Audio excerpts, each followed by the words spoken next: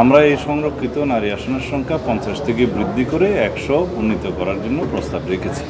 হচ্ছে দ্বিকক্ষ বিশিষ্ট পার্লামেন্টের বিষয়।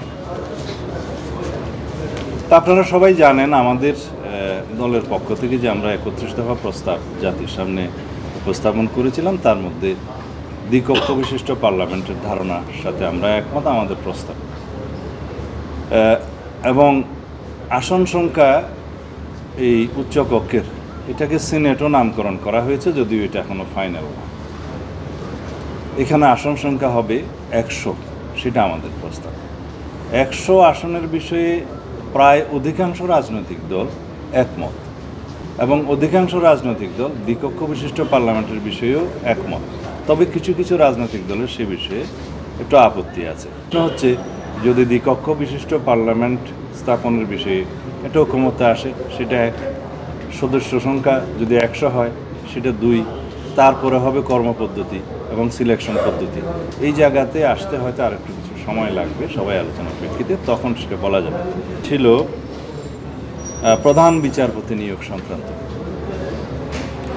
বর্তমান সংবিধানে যে বিষয়টা আছে, রাষ্ট্রপতির হাতে সেই ক্ষমতা এবং অ্যাবসলিউটলি রাষ্ট্রপতি স্বাধীনভাবে সে নিয়োগ দিতে পারেন প্রধান বিচারপতি। কিন্তু এখন যে বিদ্যমান সুযোগ বা অবস্থা সংবিধানে, তাতে করে বাংলাদেশের যে কোনো নাগরিককে যদি চিফ জাস্টিস বানিয়ে দেওয়া হয়, সেটাও একটা অপশন আছে।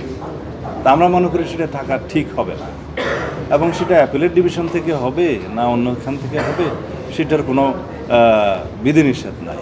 তো সেই জায়গা থেকে আমরা একটা রেস্ট্রিকশনে আসতে চাই আইনের শাসন প্রতিষ্ঠা করার জন্য, যে রাষ্ট্রপতিকে নির্ধারণ করে দেয়া হবে যে এই ক্রাইটেরিয়ার ভিত্তিতে চিফ জাস্টিস নিয়োগ দেবেন।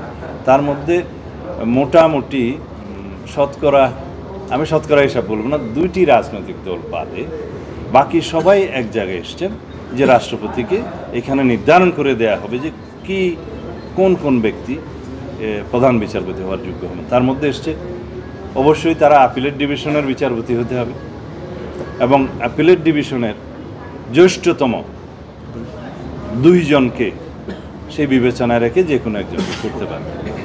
For more updates, follow us on Facebook, subscribe our YouTube channel, get the latest update on www.daily-sun.com.